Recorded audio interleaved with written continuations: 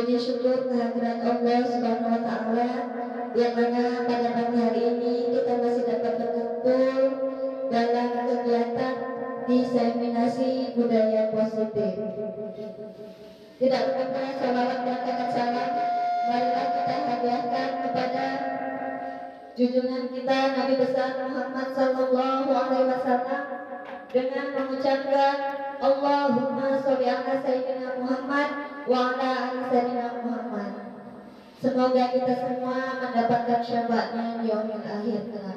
Amin amin Allahumma amin. Yang saya hormati Bapak Ibu rekan semuanya, dan saya ucapkan terima kasih kepada Bapak dan Ibu sudah meluangkan waktunya untuk dapat mengikuti diseminasi yang saya lakukan, yaitu tentang budaya positif. Semoga nantinya dapat bermanfaat untuk kita semua. Amin amin Allahumma amin. Baiklah Bapak Ibu, langsung saja di sini aksi nyata saya CGP angkatan 11 dari Rokan Hilir, dari SD kita SD 022 Kasar Bangsawan Muda.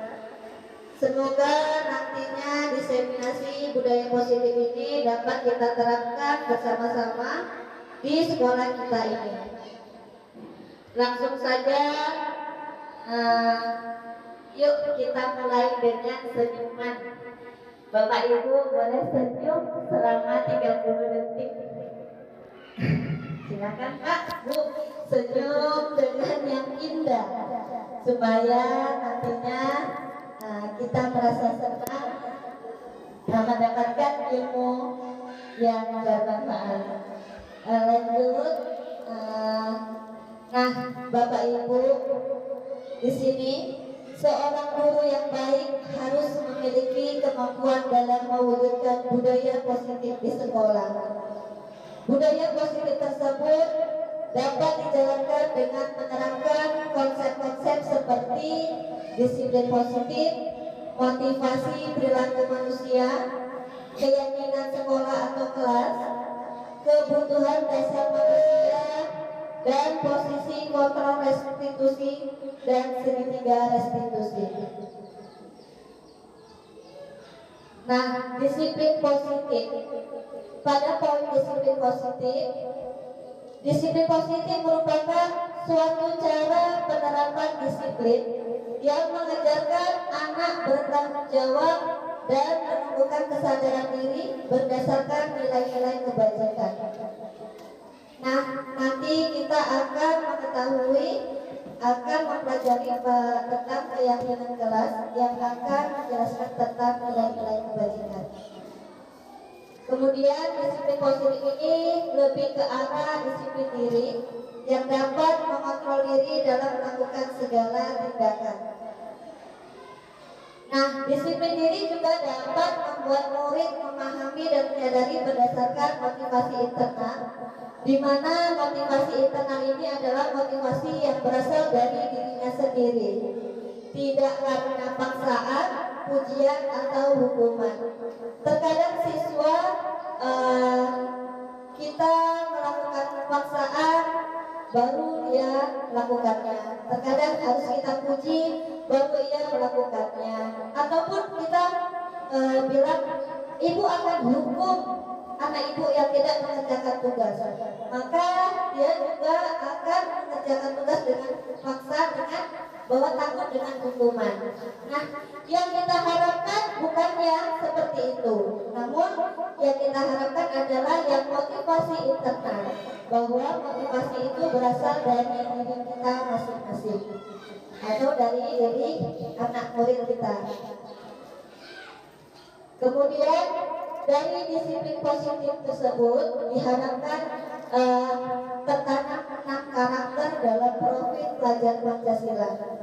Di sana ada beriman dan bertakwa kepada Tuhan Yang Maha Esa, dan berakhlak mulia, mandiri, berkebinekaan global, bergotong royong, kreatif, dan bernalar kritis.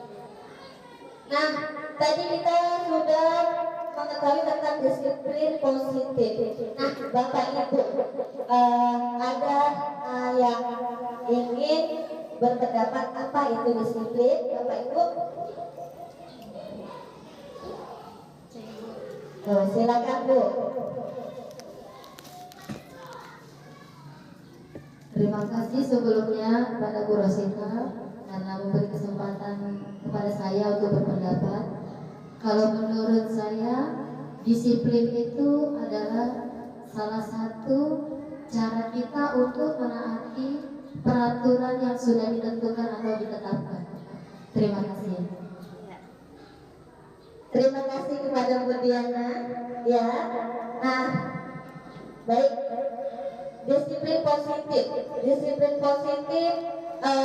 benar ya Bu. Mungkin kita selama ini beranggapan bahwa kita harus disiplin itu harus cara kita menaati aturan, ya kan Bu. Ternyata disiplin itu, Bapak Ibu, belajar, artinya belajar, dimana kita belajar menerapkan yang berasal dari motivasi diri kita sendiri internal untuk melakukan sesuatu halnya. Ya, Bapak Ibu, terima kasih Ibu Diana. Dan kemudian di sini ada motivasi perilaku manusia.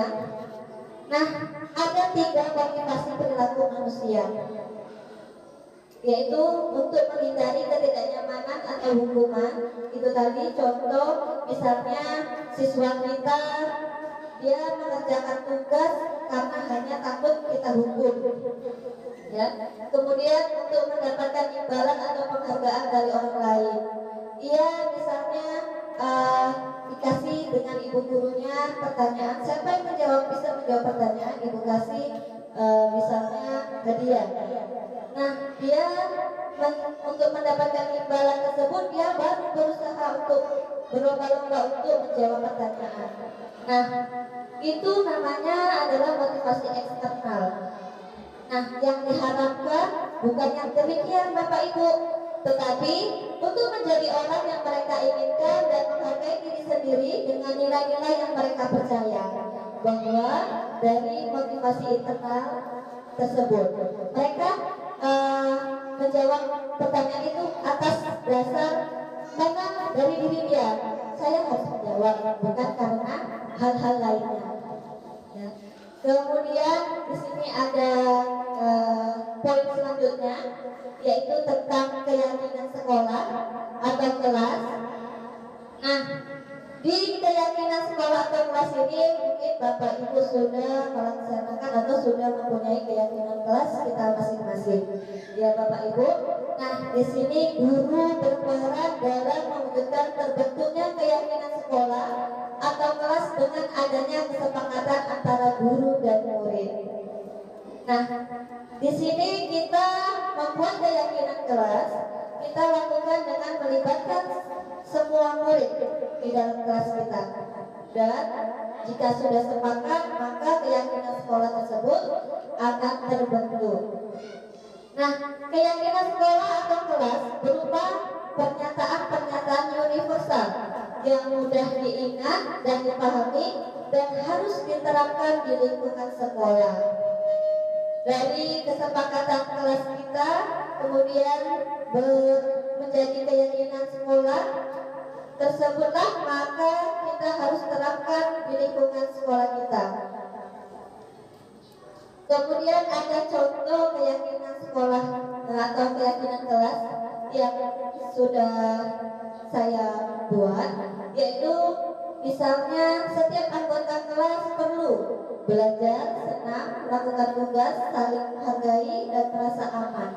Kemudian ada yang selalu bersikap positif, senantiasa menjadi diri terbaik, percaya dan menghormati orang lain serta senantiasa membantu. Kemudian sikap hormat. Di sini kami meyakini bahwa 3 manfaat penting untuk menghormati semua orang dan barang milik orang lain. Di sini ada juga bekerja. Kami meyakini bahwa sangat penting untuk mengerjakan segala pekerjaan atau mengikuti kegiatan yang telah ditugaskan. Nah, itu termasuk keyakinan kelas yang sudah kami susun.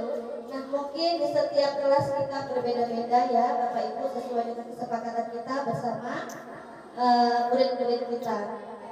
Nah, langsung saja Bapak Ibu supaya tidak monoton kita melakukan SBG ya. Boleh Bapak Ibu kita waktunya. Di sini kita 2 baris ya Bapak Ibu.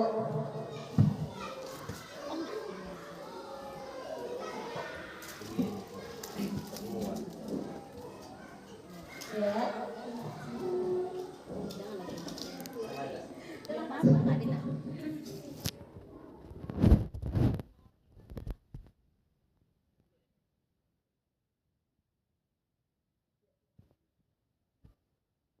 Kita bernyanyi dan menggerakkan kita ya Bapak Ibu ya.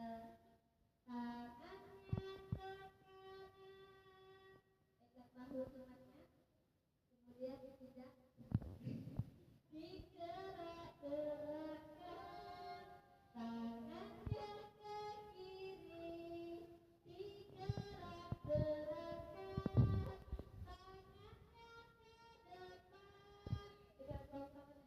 Iya, digerak-gerakkan, tangannya disilang, jempol bergoyang, kiu-kiu. Ayo sama-sama kita nyanyi ya, boleh Bapak Ibu? Ya, oke. 1, 2, 3. Tangannya ke kanan, digerak-gerakkan, tangannya ke kiri, digerak-gerakkan, tangannya ke depan, digerak-gerakkan, tangannya disilang, jempol bergoyang, kiu-kiu. Ya, terima kasih Bapak Ibu.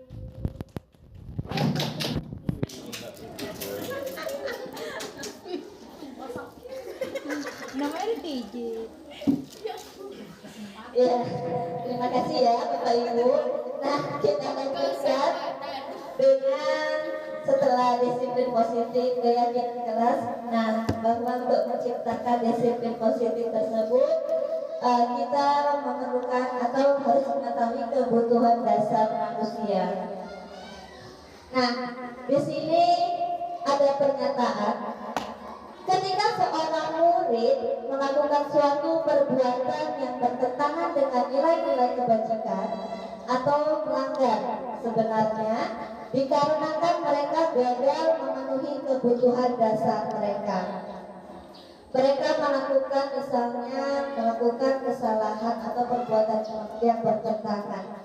Mereka itu pasti punya alasan mengapa mereka melakukannya. Apa kebutuhan dasar mereka? Nah, di sini ada kebutuhan dasar manusia, yaitu salah satunya bertahan hidup, kemudian kasih sayang dan rasa diterima, penguasaan, kebebasan, dan kesenangan. Dan dari 5 kebutuhan dasar manusia, di sini ada contoh studi kasus. Boleh Bapak Ibu nanti menjawab pertanyaannya. Nah, kira-kira apa alasan melakukannya? Nah, contoh studi kasusnya, Ibu Julaika, guru wali kelas 9K, sedang bingung menghadapi ulah salah satu murid di kelasnya, Tommy. Beberapa anak telah mengeluhkan Tommy yang seringkali meminta bekal makan siang dengan paksa. Jika Anda menghadapi situasi seperti Ibu Julaika, apa yang akan Anda lakukan? Menurut Doni, menurut Anda, ini menurut Bapak Ibu ya, nanti baru kita bahas dengan menurut Doninya. Kira-kira apa alasan melakukan hal itu? Nah, di sini dia selalu meminta bekal makan siang dengan paksa. Nah, apa kira-kira apa alasannya Tony melakukan hal tersebut? Karena Tommy nakal. Karena Tommy nakal. Nah, Bu, Mungkin si Tommy tidak dibawain bekal dari rumah, jadi dia minta terus sama kawannya. oke, terima kasih. Ada Ibu? Mungkin di jiwa Tommy sudah melekat sifat usilnya, makanya dia sering meminta bekal temannya. Oke. Doni. Ibu, ada pendapatnya lain? Mungkin Tommy pernah meminta pada temannya tapi tidak dikasih, kemudian dia memaksa dan hal tersebut menjadi kebiasaan. Ada? Bapak? Mungkin Doni adalah anak yang Tommy, Pak, Tommy. Bukan Doni. mungkin Doni adalah anak yang baik. Oke, ada lagi? Bu, ada lagi berpendapat lain? Bu, iya. Nah, itu kemungkinan yang ada ya kan Bapak Ibu. Nah, semuanya kemungkinan benar karena kita lihat di sini ada alasan Tommy. Mungkin karena ia lapar, ya kan Bu, dan orang tuanya tidak membawakan bekal. Nah, tadi benar kata Bu Leni juga. Nah, di sana dia memenuhi kebutuhan bertahan hidup. Ya, makanya alasan dia merebut bekal dengan paksa itu tadi karena dia harus makan gitu, bertahan hidup kan, udah lapar perutnya, jadi nggak ada bawa bekal, jadi yang dilakukannya merebut punya temannya. Kemudian ada alasan yang kedua, ya karena dia merasa senang temannya ketika dan atau memperhatikan dia. Temannya melaporkan tindakannya itu pada gurunya dan gurunya memberitahu orang tuanya. Nah, di sana berarti si Tommy itu butuh kasih sayang dan rasa diterima. Benar kata Bu Samsinan tadi, kemungkinannya dia memang ini kasih sayang dan rasa diterimanya kurang, makanya dia pengen diperhatikan dengan teman-temannya. Kemudian ada alasan Tommy yang ketiga, karena temannya jadi takut dengan dia dan menuruti keinginannya. Iya. Atau itu ada kebutuhan dasarnya akan kekuasaan. Nah, tadi kata Bu Dewi benar. Nah, itu dia karena takut dengan karena temannya jadi takut, biar temannya jadi takut dengan dia. Jadi dia melakukan hal tersebut dengan paksa, bahwasanya dia harus memenuhi kebutuhan dasar atas kekuasaan. Kemudian alasan Tommy berikutnya, karena dia merasa bosan dengan bekal makanan yang dibawanya. Dibawakan ibunya dan selalu membawakan bekal yang sama. Oleh karena itu, dia ingin mencoba makanan beraneka ragam. Maka Tommy sedang berusaha akan memenuhi kebebasan. Nah, kemudian ada alasan yang kelima, karena ia melakukannya karena iseng saja dan ia menikmati ekspresi wajah teman-temannya yang kesal karena di akhir makanannya, dan menurut dia ekspresi teman-temannya itu lucu, maka berarti Tommy itu sedang berusaha memenuhi kebutuhan kesenangannya. Jadi Bapak Ibu, siswa kita melakukan sesuatu halnya pasti ada alasannya. Nah, kemudian di sini kita ada posisi kontrol, di mana posisi kontrol sebagai guru, yaitu ada sebagai penghubung, guru sebagai pembuat merasa bersalah, ada kemudian guru sebagai teman, guru sebagai pemantau, dan guru sebagai manajer. Bapak Ibu, boleh saya jelaskan dulu, nanti Bapak Ibu merasa Bapak Ibu itu di posisi yang mana, ya. Nah, Di sini ada posisi penghukum, identitas gagal, penghukum. Maka contoh perbuatan yang kita lakukan sebagai guru kadang menghadik, menunjuk-nunjuk, menyakiti, menyindir. Nah itu rupanya Bapak Ibu termasuk menghukum. Kemudian ada juga kita sering atau guru melakukan, kalau kamu tidak melakukannya awas ya, rasakan, berarti dia seperti mengancam ya Bapak Ibu. Kemudian hasilnya memberontak menyalahkan orang lain berbohong. Ya, mungkin karena tadi ada ancaman kita, maka murid bisa saja dia melakukan perbuatan berbohong karena agar tidak terkena hukuman misalnya. Kemudian murid meletakkan guru di luar dunia berkualitas. Kemudian pasti murid berkata, biarkan saja, nanti juga marah-marah lagi. Mereka beranggapan guru tersebut pasti bakalan marah-marah lagi gitu. Kemudian bahkan akan mengulangi kesalahan. Mereka pasti akan mengulangi kesalahan. Kalau misalnya kita sudah melakukan mengancam, mereka jadinya merasa memberontak ya. Kemudian pasti anak tersebut akan mengulangi kesalahan. Nah, ada juga yang membuat rasa bersalah. Nah, contohnya berceramah dan mengatakan seharusnya anak ibu misalnya mengerjakan tugas. Ibu kecewa kalian nggak kerjakan tugas.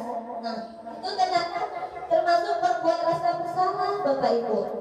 Ya, kemudian menyembunyikan atau kamu sudah tahu, ibu lelah sekali mengatakannya, ibu stres. Nah, kita sampai mengatakan hal tersebut berarti kita sudah melakukan pembuat rasa bersalah. Kemudian pasti hasilnya mereka akan menyembunyikan atau menyangkal, bahkan berbohong. Demi apa? Demi menutupi rasa bersalah mereka. Kemudian pasti murid akan berkata, maafkan saya. Pasti mereka meminta maaf. Dan pasti akan nantinya terulang lagi.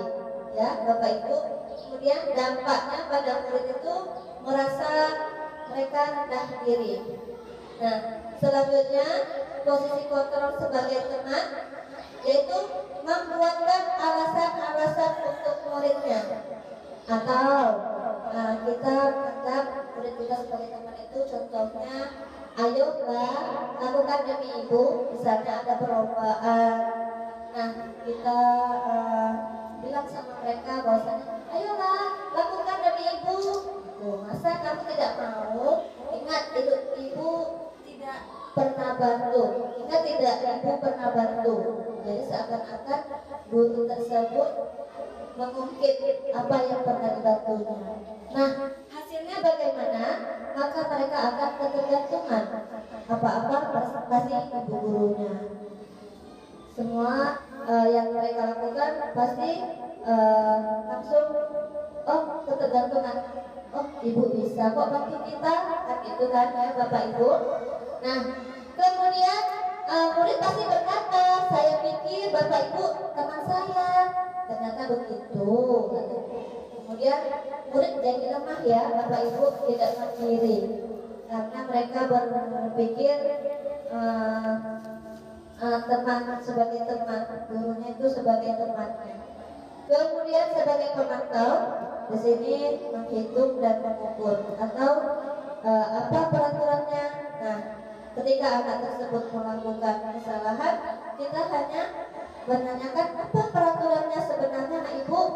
Nah, contohnya juga misalnya kita memantau anak-anak kita.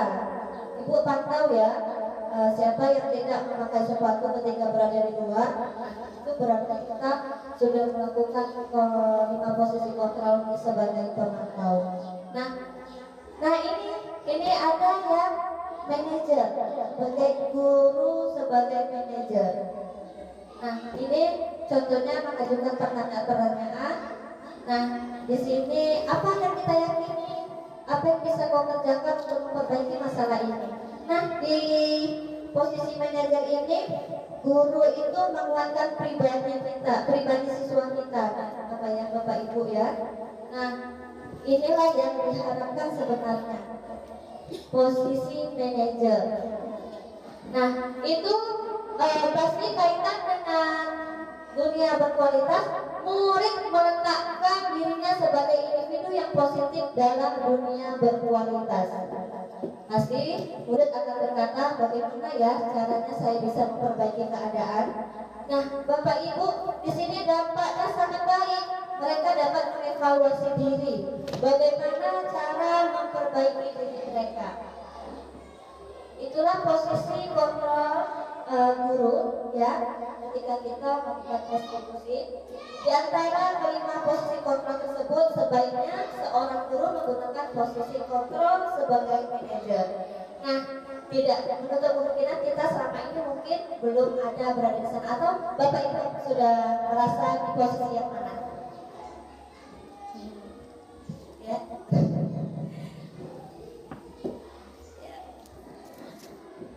Sepertinya setelah mendengarkan penjelasan Bu Rosita tadi, sedikit merasa bersalah, banyak merasa bersalah, karena ternyata yang saya lakukan selama ini itu adalah titik yang paling tidak diinginkan, yaitu sebagai penghubung.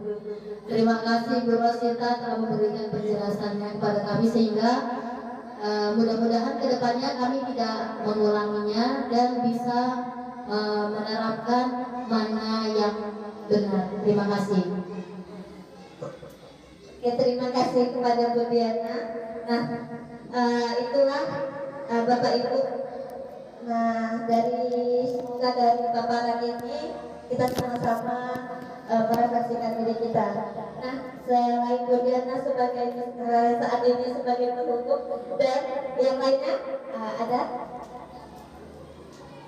Oke, terima kasih kita Bu Rosita.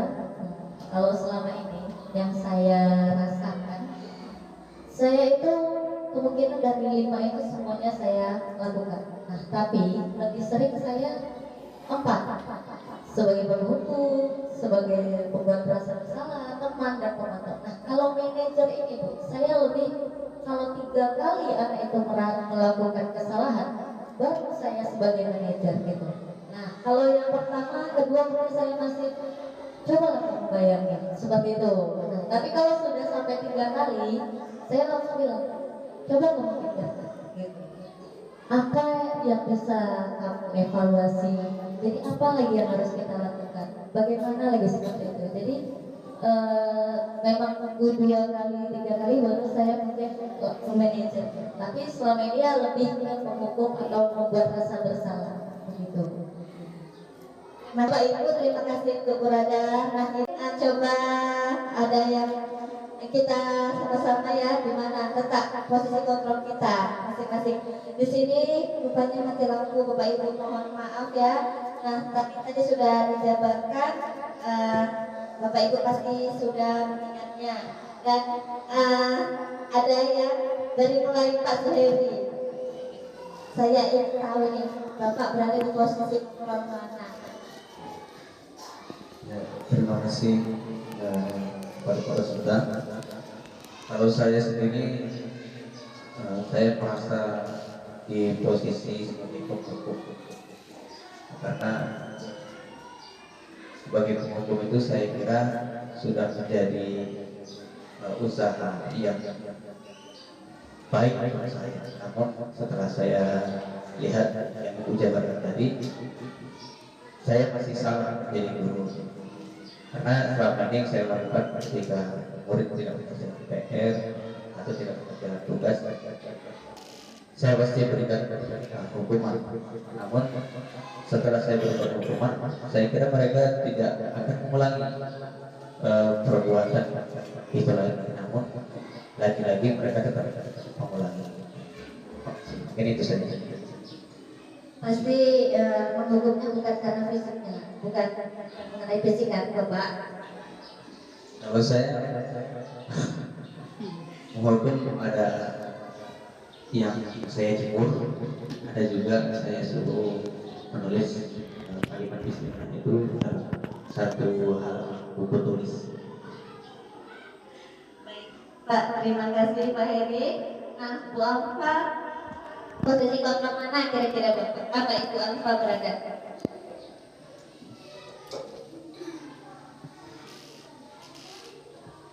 Pada saat ini saya melakukan posisi penghukum, karena saya kira dengan posisi penghukum ini anak-anak lebih jerak dan tidak akan mengulangi kembali. Tapi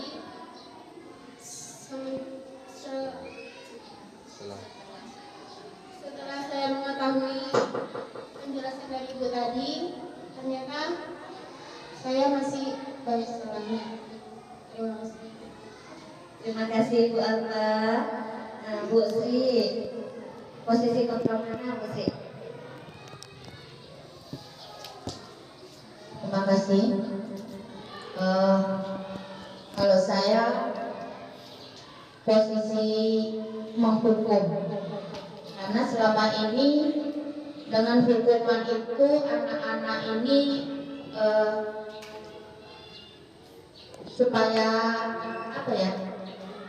Kadang takut dia dengan hukuman, makanya dengan posisi hukuman ini anak-anak ini begitu apa ya, semangat gitu melakukannya. Tapi ternyata hukuman itu memberatkan kepada anak, ya. Jadi memaksa itu, memaksa anak harus dapat, harus bisa. Akhirnya setelah saya mendengar penjelasan dari Ibu, ternyata posisi hukuman itu kurang bagus untuk anak-anak.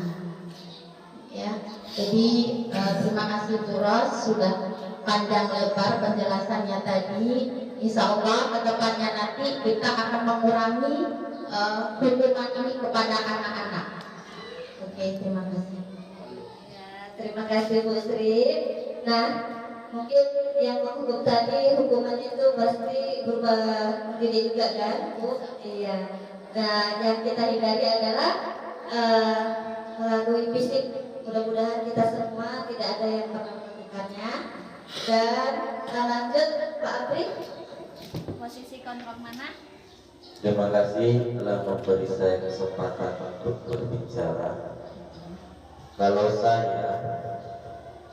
saya sering membuat anak itu untuk supaya jerah dengan cara menyuruh dia, contoh tidak mengerjakan PR, saya suruh tulis tuh, saya tidak mengerjakan PR sebanyak 1 lembar dan disuruh tanda tangan kepada orang tua.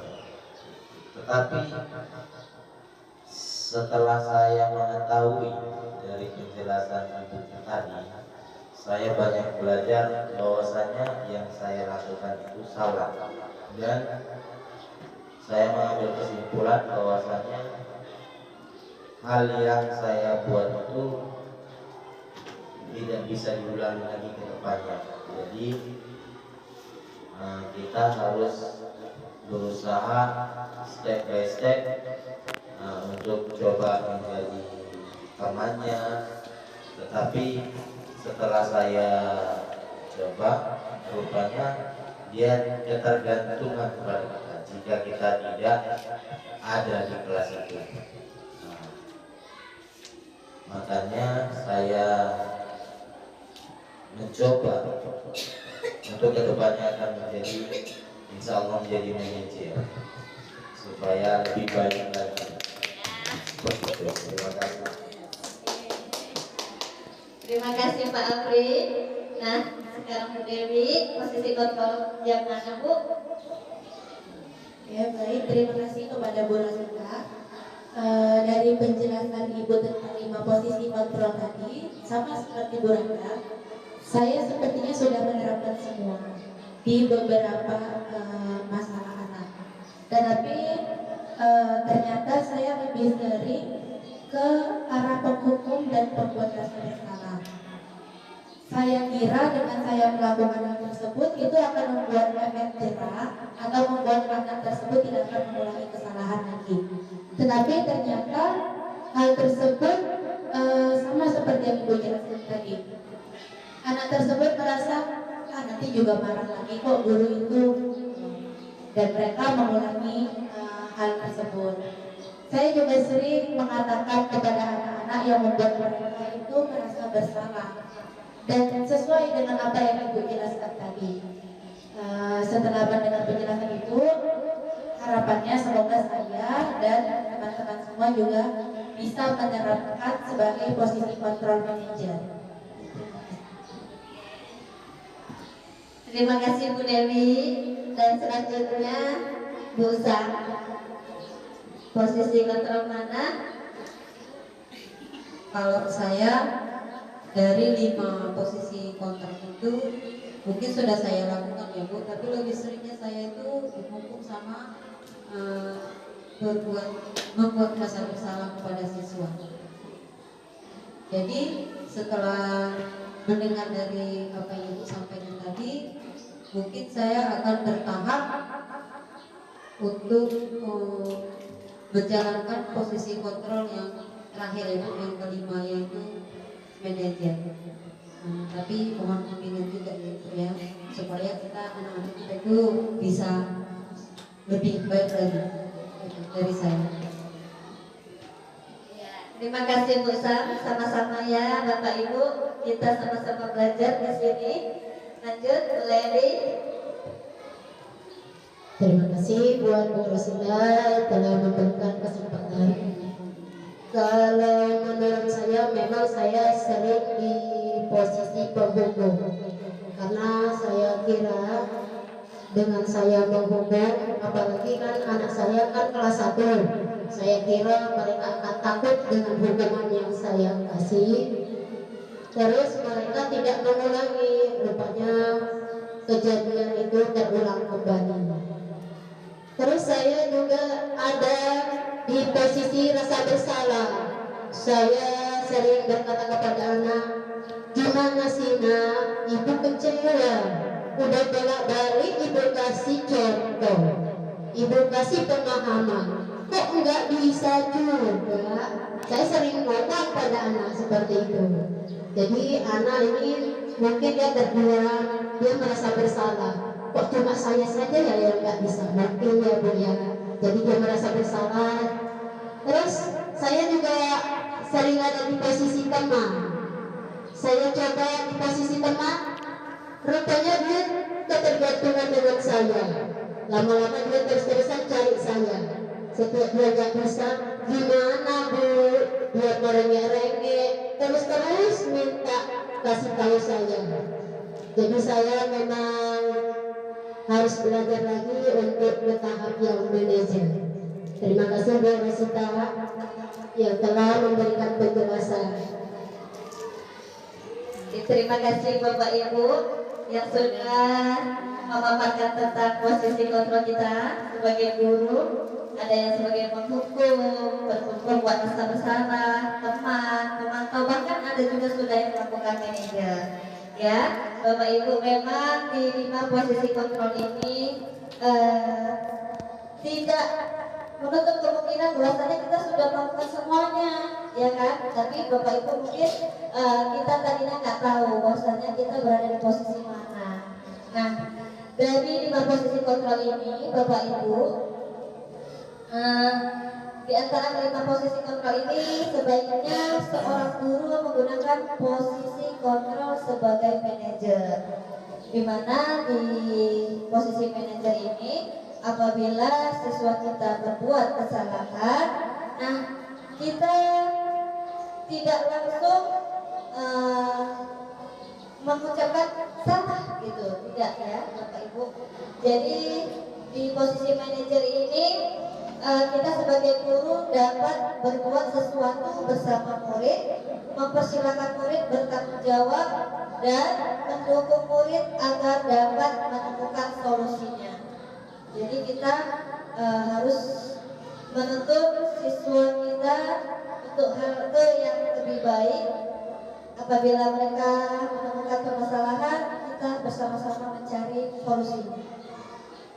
Nah, selain itu posisi manajer mengacu pada restitusi yang dapat menjadikan murid sebagai manajer bagi dirinya sendiri sehingga dapat tercipta identitas positif pada diri murid. Nah, ini ada lanjutan dari poin-poin kita, yaitu tentang segitiga restitusi. Mati lampunya kayaknya lama ya Bu. Saya punya PPT untuk contoh melakukan guru melakukan segitiga restitusi. Tapi saya jelaskan aja ya Bapak Ibu, bahwasanya tahapan dalam segitiga restitusi itu ada 3 Bapak Ibu. Yang pertama, menstabilkan identitas, kemudian validasi tindakan yang salah, dan menanyakan keyakinan. Nah, bukan berarti kita harus melakukan segitiga restitusi ini, tapi segitiga restitusi ini pilihan kita sebagai guru. Apabila kita menemukan permasalahan pada murid kita coba, kita punya triknya, misalnya memakai segitiga restitusi ini. Tapi ada juga permasalahan yang menggunakan segitiga restitusi tapi tidak secara lengkap kita melakukannya. Misalnya ada seseorang anak melakukan kesalahan, kita mungkin sebelumnya kita belum melakukan menstabilkan identitas, langsung nanya, apa kesalahan anak? Gitu, langsung aja kan. Nah, mungkin dari pembelajaran ini, dari tahapan dalam segitiga restitusi ini, kita bisa dapat mengurutkannya ya Bapak Ibu, supaya berurut yang kita identifikasi kepada murid tersebut. Contohnya, kalau misalnya kita sudah menemukan anak yang salah, nah, yang pertama kita lakukan, jangan langsung ke validasi ya Bapak Ibu. Usahakan menstabilkan identitasnya terlebih dahulu. Karena dalam menstabilkan identitas itu dilakukan berdasarkan prinsip bahwa membuat kesalahan adalah bagian dari proses pembelajaran yang nantinya akan menggeser identitas gagal ke arah identitas sukses. Nah, bagaimana cara menstabilkan identitasnya? Nah, dengan melakukan atau dengan berkata, kita mendudukkan siswa di depan kita, kemudian kita langsung supaya anak tersebut mau berbicara, mau menjelaskan apa yang dia lakukan, maka kita selayaknya kita mengucapkan terlebih dahulu seperti ini. Berbuat salah itu hal yang manusiawi, nah, kan Bapak Ibu, tidak ada manusia yang sempurna. Kita pasti bisa menyelesaikan permasalahan ini. Supaya apa? Supaya anak tersebut, oh ibu ini nggak langsung menyalahkan saya ternyata. Yang tadinya saya ingin berbohong, dia langsung, oh iya gitu kan Bapak Ibu, saya harus jujur ini ternyata permasalahan ini memang sudah biasa gitu kan Bapak Ibu. Makanya kita harus stabilkan dulu identitasnya. Di sini kita tidak mencari siapa yang salah ya Bapak Ibu, tidak mencari siapa yang salah. Bapak Ibu lebih tertarik untuk menyelesaikan masalahnya. Jadi tidak langsung Doni ini yang salah, Doni kan yang salah gitu. Kita tidak bisa seperti itu. Atau misalnya kedua berantem, kita langsung nanya siapa yang salah nak? Nah, misalnya ini Bu, ini yang salah Bu, langsung dia itu sebenarnya tidak boleh kita lakukan. Karena itu akan membuat siswa kita merasa merasa bahwa dirinya, oh saya terlalu berbuat salah. Jadi Bapak Ibu di sini tidak ada yang menang kalah ya.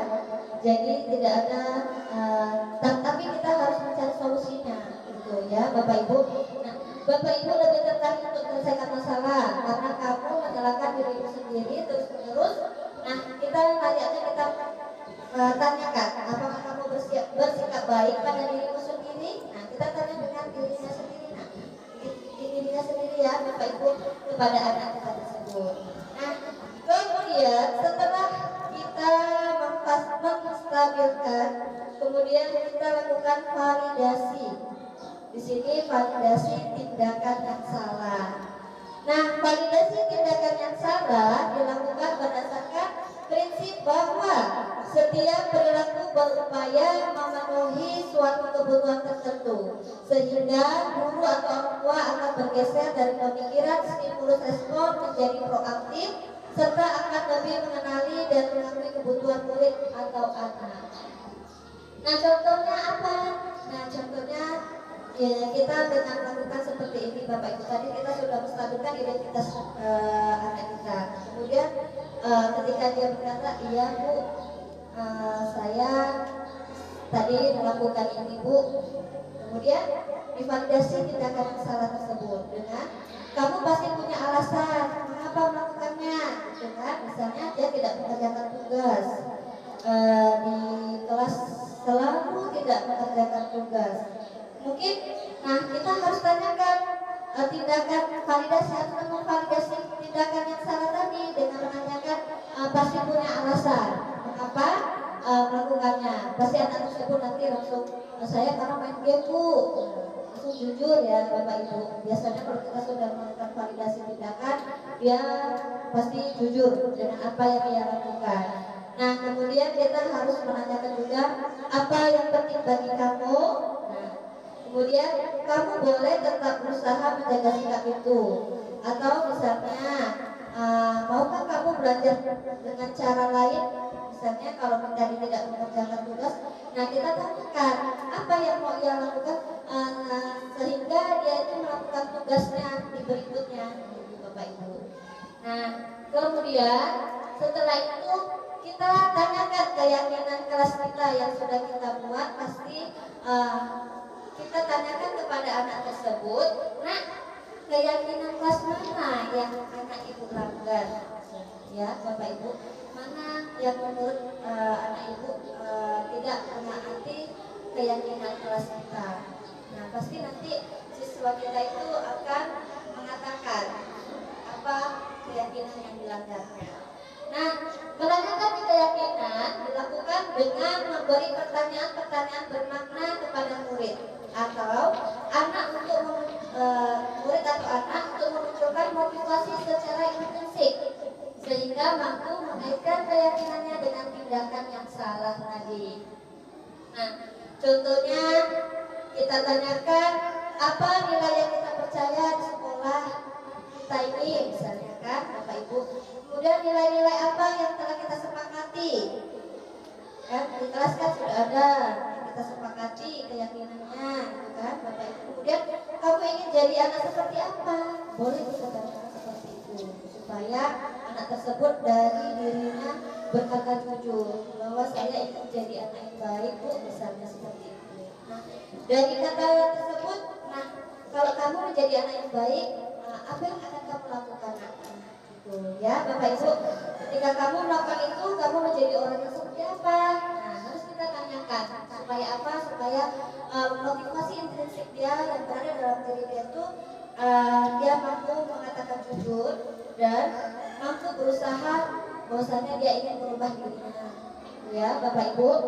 Nah kemudian di sini seorang guru yang baik harus memiliki kemampuan dalam mewujudkan budaya positif di sekolah. Budaya positif tersebut dapat dijalankan dengan menerapkan konsep-konsep seperti disiplin positif, kemudian motivasi perilaku manusia, keyakinan sekolah atau kelas, kebutuhan dasar manusia, kemudian posisi kontrol restitusi, dan segitiga restitusi. Nah, semoga kita semua Bapak Ibu selalu menjadi guru yang menuntut siswa-siswa kita, bukan menuntut ya Bapak Ibu, sesuai dengan filosofi Ki Hajar Dewantara bahwasanya kita sebagai guru itu harus menuntut kodrat anak, ya kodrat anak yang sudah ada kita tuntut, dan bahwasanya Bapak Ibu anak kita ini sudah terlahir dari sudah ada garis-garisnya. Kita sebagai guru kita tinggal menebalkannya, ya. Kemudian ada juga filosofi Ki Hajar Dewantara yang semboyannya Ingkarso Sumtulodo, Ikmadia Makarso, dan Tuturi Handayani. Selayaknya kita sebagai guru di depan kita memberi teladan, kita sebagai guru harus memberi teladan contoh yang baik terutama. Kemudian yang kedua, di tengah-tengah kita harus memberi motivasi. Kemudian di belakang kita harus mendorong anak kita menjadi yang lebih baik lagi. Ya Bapak Ibu, bukan Bapak Ibu saja, saya pribadi juga masih berada di posisi mungkin belum ke manajer. Mungkin sebagian pernah saya lakukan manajer, tetapi tidak selalu gitu ya Bapak Ibu. Saya juga merasa saya juga harus ingin berubahnya ke hal yang lebih baik, semoga tetap menjadi ke yang manajer, posisi manajer. Nah, baiklah Bapak Ibu, dari kesimpulan pemaparan diseminasi pada budaya positif ini, saya mengucapkan terima kasih kepada Bapak Ibu yang sudah meluangkan waktunya untuk dapat mengikuti kegiatan di pagi hari ini. Dan saya meminta maaf kepada Bapak Ibu apabila saya melakukan kesalahan baik dari omongan atau tingkah laku saya. Saya mohon maaf ya Bapak Ibu. Alhamdulillah. Nah, semoga kegiatan pada pagi hari ini dapat bermanfaat, dan saya akhiri wabillahi taufiq wal hidayah. Assalamualaikum warahmatullahi wabarakatuh.